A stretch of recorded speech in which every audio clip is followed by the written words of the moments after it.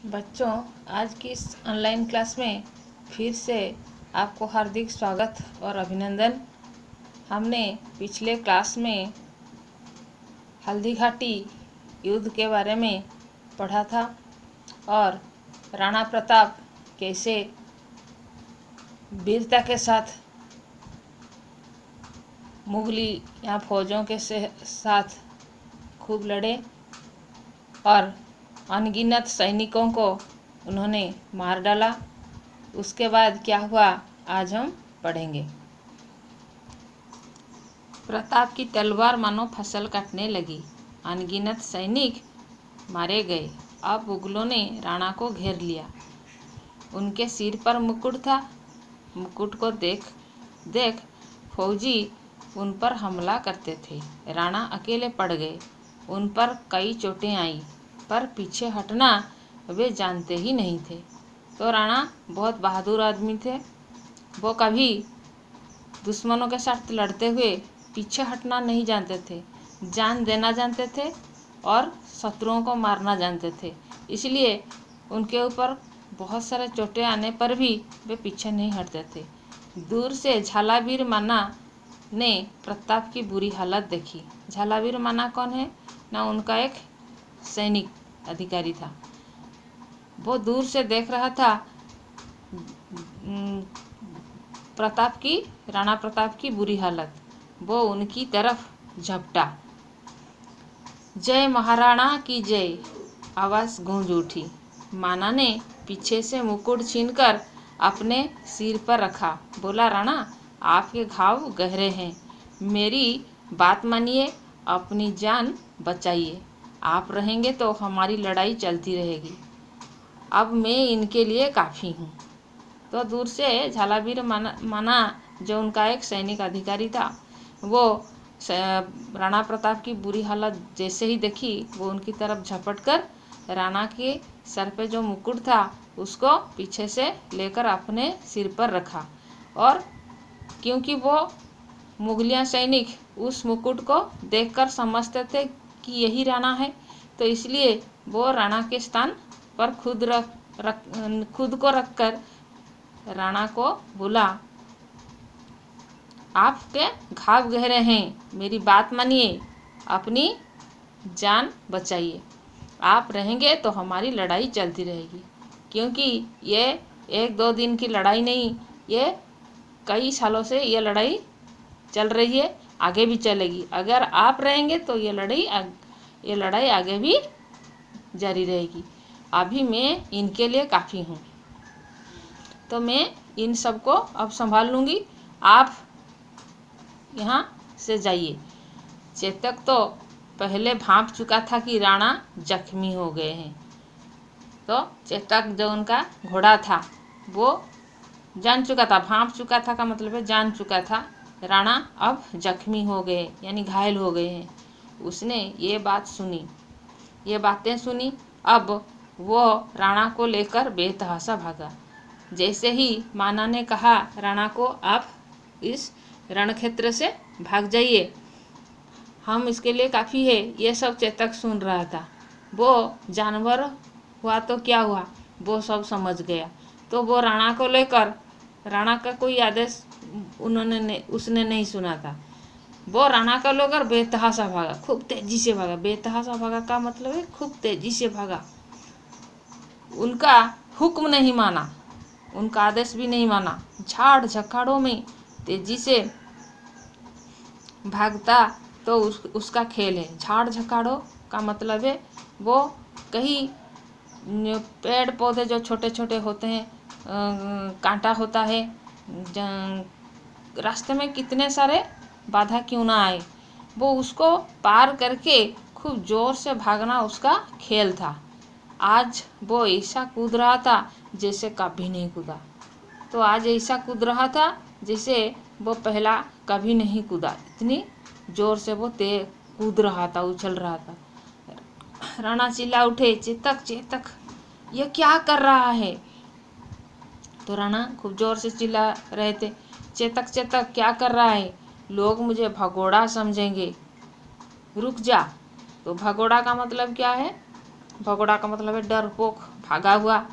जो कायर व्यक्ति होता है वो पीठ दिखाकर भागता है तो लोग क्या कहेंगे, मुझे भगोड़ा कहेंगे। युद्ध को छोड़ के अपने जान बचाते हुए यह राणा भाग रहा है, मुझे भगोड़ा समझेंगे, रुक जा। जितने भी वो चिल्ला रहे थे वो नहीं सुना। इधर चेतक हाँफने लगा का मतलब तेजी से उसके सांस चल रहा था, जैसे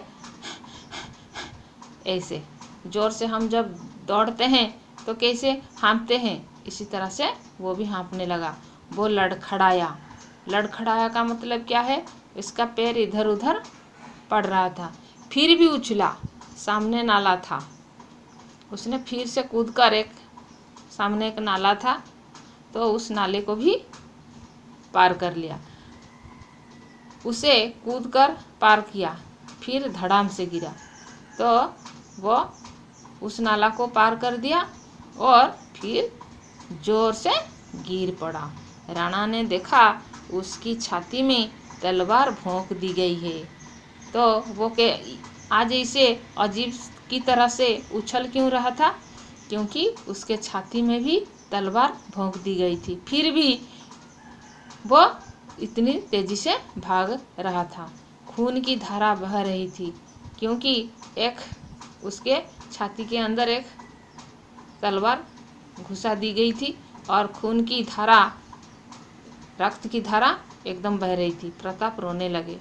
उनके सामने ही चेतक ने दम तोड़ दिया। राणा प्रताप के सामने ही उनका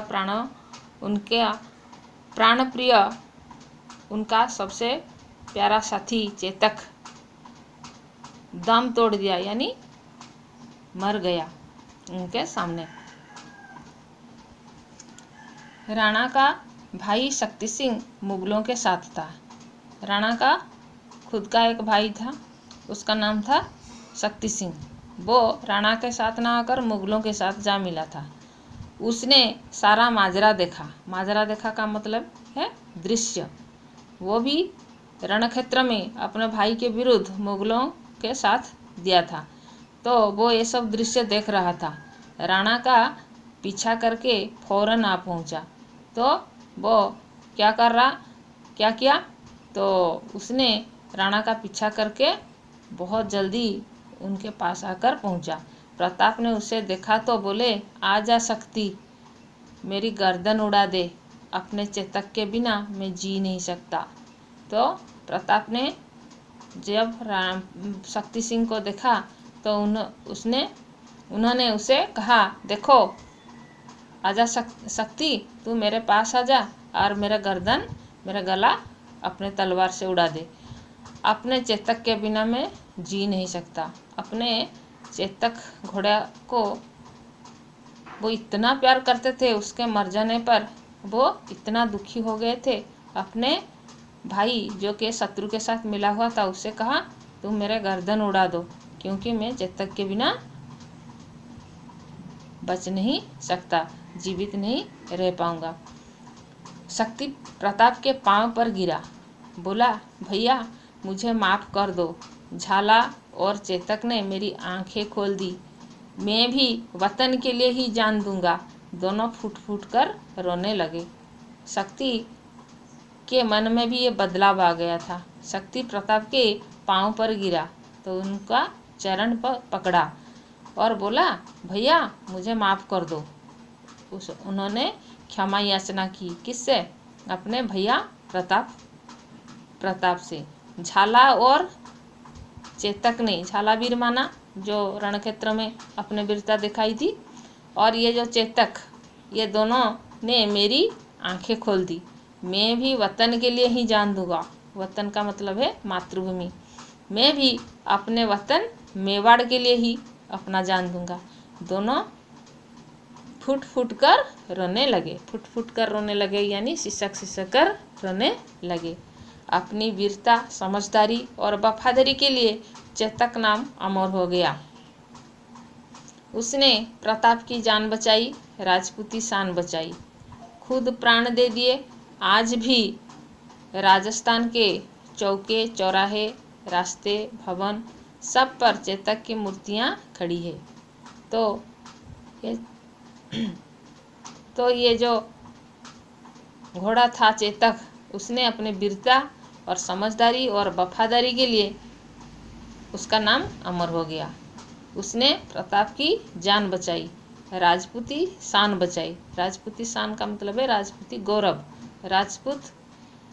राजपूतों के वीरता की कहानी युगों युगों से चली आ रही है, तो उनका शान वो बचाई, खुद प्राण दे दिए। आज भी राजस्थान के चौके चौराहे, रास्ते, भवन सब पर चेतक की मूर्तियाँ खड़ी है। तो आज भी लोग अपने घरों में, बड़े बड़े भवन में, चौके चौराहे पर भी ये चेतक घोड़ा की मूर्तियाँ खड़ी दिखाई देता है। बच्चों, इसके बाद हमारे किताब में जो प्रश्न है, निम्न प्रश्नों के उत्तर दीजिए।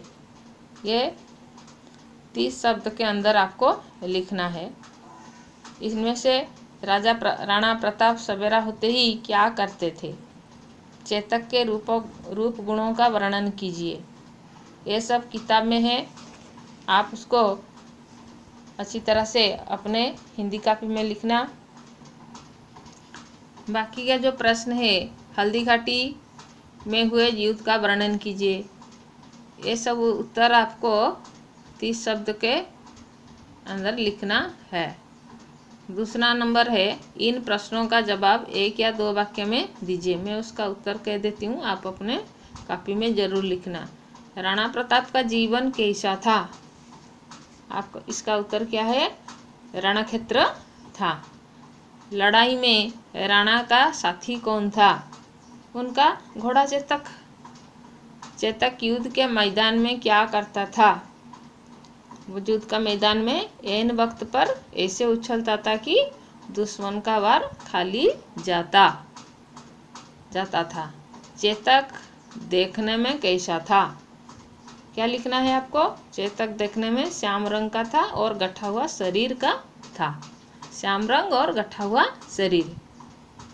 घोड़े का होशियार होना क्यों जरूरी है? इसका उत्तर क्या होगा? क्योंकि घोड़ा का होशियार होना घुड़सवार के लिए जरूरी है। होशियार होना घुड़सवार के लिए जरूरी है। राणा ने चेतक की पीठ थपथपाई तो उसने क्या जवाब दिया? उसने कान फड़फड़ाकर जवाब दिया। उसने कान फड़फड़ाकर जवाब दिया। वास्तव में वो कुछ कह रहा था क्या? घोड़ा कुछ कहता है क्या?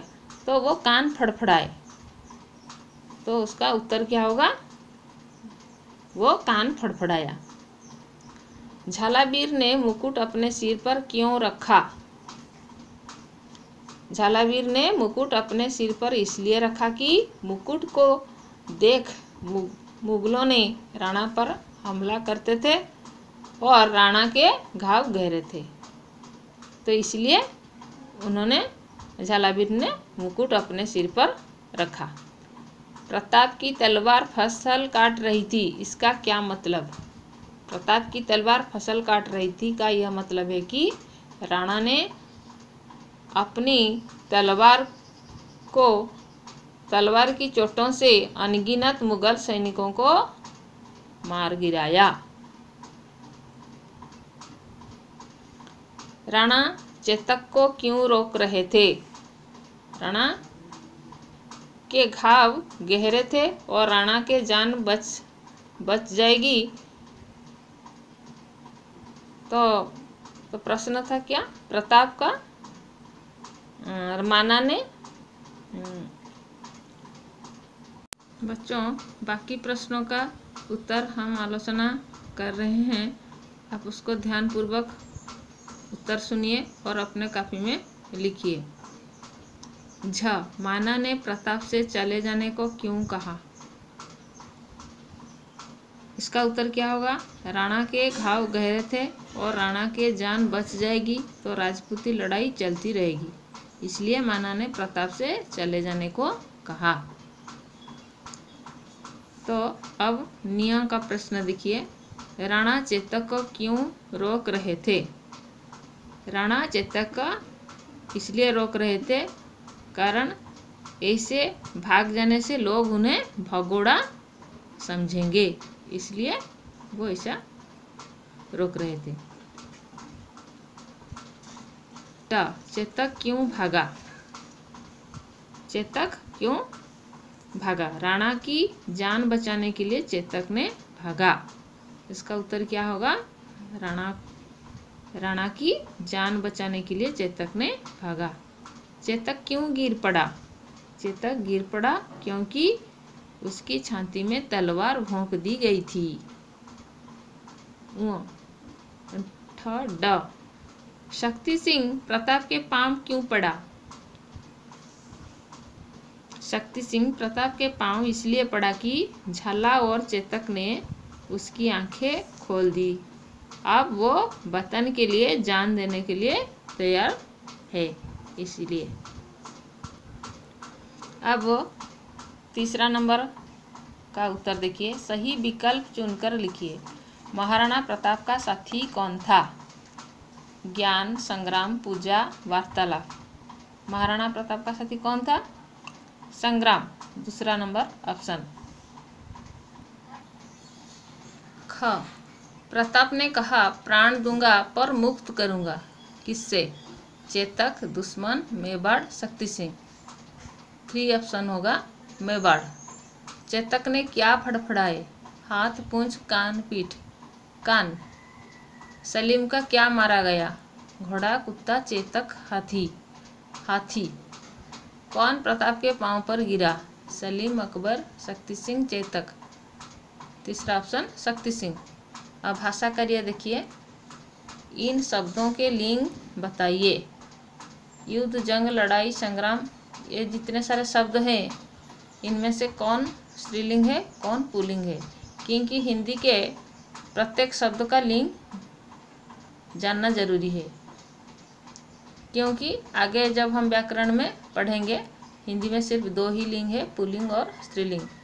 यहाँ प्राणी और अप्राणी दोनों लिंग में आते हैं, इसीलिए हर एक का लिंग जानना बहुत ज़रूरी है। तो इन जितने सारे शब्द हैं इनमें से पुल्लिंग कौन है, स्त्रीलिंग कौन है?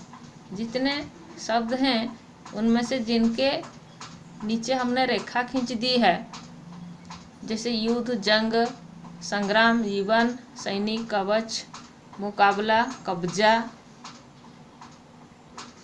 शरीर, पीठ,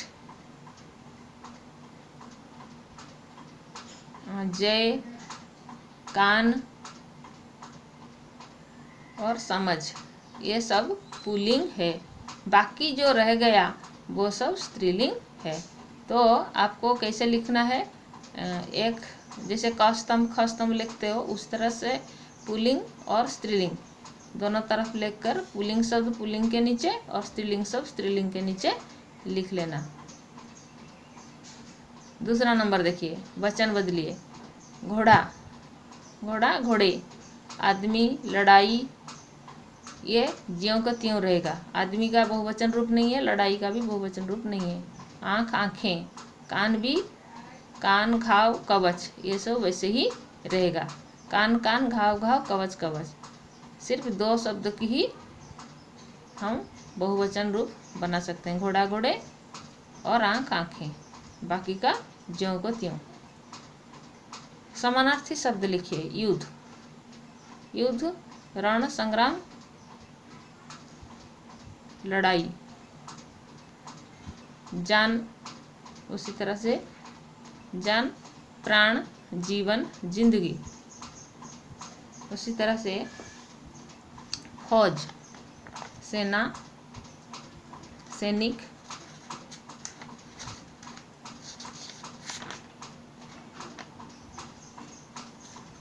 उस तरह से वक्त, समय, काल, अवधि। प्रतिज्ञा, प्रण, संकल्प, शपथ। उस तरह से घाव, क्षत, इर्म और एक जख्म, छाती, वक्ष और सीना। उसी तरह से 4 नंबर का प्रश्न देखिए, क विभाग के विशेषण शब्दों के ख विभाग के साथ शब्दों से जोड़िए। हमने लिख दिया है 1 2 3 4 करके। उसका सही शब्द हमने भी लिख दिया है, विशेषण शब्द। जैसे खाली, खाली वार, गठा हुआ शरीर। वो 3 नंबर जो हरा दिया है, हरा नहीं, वो हर चाल, हर चाल, गलती से वो आकार लग गया है। एन वक्त, विशाल विशाल फौज, मेरी गर्दन, अनगिनत सैनिक, बादशाही फौज, विशाल सेना, विशाल सेना होगा, बादशाही फौज होगा। तो इसका उत्तर आप लिखेंगे अपने खाते में 5। निम्नलिखित वाक्यों में एक एक सर्वनाम है, उनको छाट कर लिखिए। हमने सर्वनाम के नीचे एक एक लकीर खींच दिया है। उन पर कई चोटें आईं, उन और कई। आप रहेंगे तो लड़ाई चलती रहेगी, आप। मैं काफ़ी हूँ, मैं। उन्होंने बड़ी फुर्ती से हमला किया, उन्होंने। वह बेतहाशा भागा, वह। निम्नलिखित शब्दों में से संज्ञाओं को छाटिए। लड़ाई, खाली, लोहा, दुश्मन, खुश।